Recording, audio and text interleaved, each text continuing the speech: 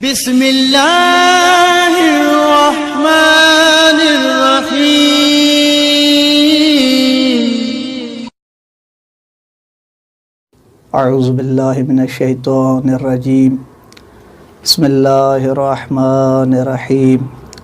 अल्हम्दुलिल्लाहि रब्बिल आलमीन वल आक़िबतु लिल मुत्तक़ीन वस्सलातु वस्सलामु अला सय्यिदिल अंबिया वल मुरसलीन व ख़ातमिन नबिय्यीन व अला आलिहि तय्यबीन ताहिरीन व लअनतु दाइमतु अला अअदाइ मिनल आन इला क़ियाम यौमिद्दीन। अम्मा बाद फ़क़द क़ाल इमाम जाफ़र सादिक़ अलैहिस्सलातु वस्सलाम फ़सिलू अरहामकुम व बिरू बिइख़वानिकुम वलो बेहुस्न सलाम व रद्दल जवाब। नाज़रीन इकराम, सलामुन अलैकुम या अली मदद। असां जो मौज़ू आहे सिले रहमी।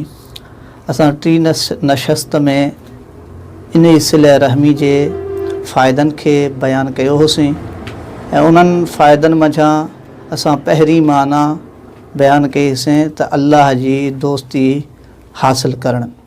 सिले रहमी जंहिंजे ज़रिए सां अल्लाह जी दोस्ती हासिलु थींदी आहे।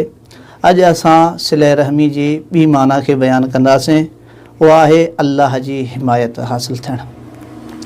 सिले रहमी करण सां इंसान खे अल्लाह जी हिमायत हासिलु थींदी आहे। दुनिया में ॾिठो वञे त को बि इंसान एसी ताईं अॻिते नथो वधी सघे जेसी ताईं उनखे कंहिंजी हिमायत हासिलु न थिए। अगरि को इंसान कंहिंसां दुश्मनी थो करे या कंहिं जॻह ते वञणु चाहे थो या पंहिंजो ॾुखियो मसइलो हल कराइणु चाहे थो त बि कंहिं न कंहिं जी हिमायत वठी करे। अहिड़े ई तरीक़े सां सिले रहमी उहा शइ आहे जंहिंजे ज़रिए सां इंसान खे अल्लाह जी हिमायत हासिलु थिए थी। हाणे जॾहिं अल्लाह जी हिमायत उनखे हासिलु थींदी त इन खां वधीक ऐं इन खां वॾी कहिड़ी ख़ुशी जी ॻाल्हि आहे।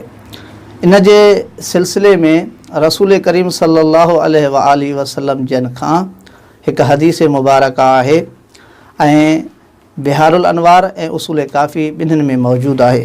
पाण करीम सल्लल्लाहु अलैहि व आलिहि वसल्लम जन वटि हिकु शख़्स आयो ऐं अची करे अर्ज़ु कई, या रसूल अल्लाह, कुझु मुंहिंजा रिश्तेदार आहिनि जिन सां मां सिले रहमी कंदो आहियां, चङाइयूं कंदो आहियां, उन्हनि सां राब्ते में आहियां, लेकिन मोट में उहे मूंसां चङाई नथा कनि बल्कि मूंखे अज़ियत ॾींदा आहिनि।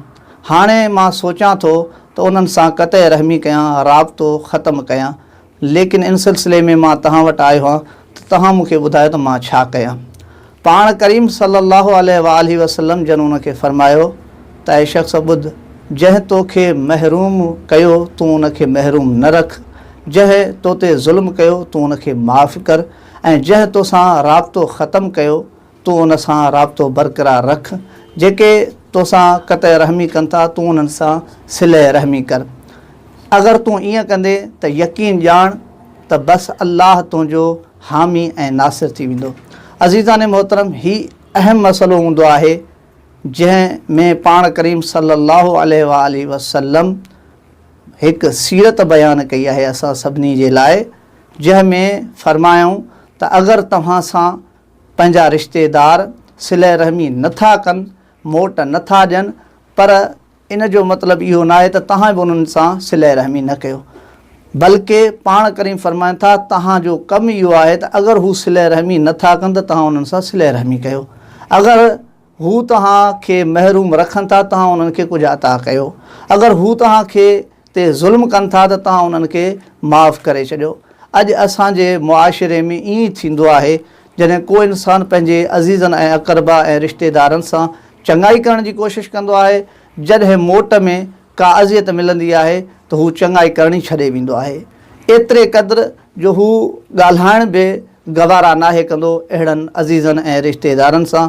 लेकिन पाण करीम सल्लल्लाहु अलैहि व आलिहि वसल्लम ऐं अहल बैत अलैहिस्सलातु वस्सलाम जी जेका सीरत आहे उहा नमूने अमल आहे असां सभिनी जे लाइ, जंहिंमें पाण अलैहिस्सलातु वस्सलाम इहो ई असांखे ॾसियो आहे त असां सभु उहा सीरत अख़्तियार कयूं जेका पाण करीम ऐं उन जी आल असांखे ॾसी आहे।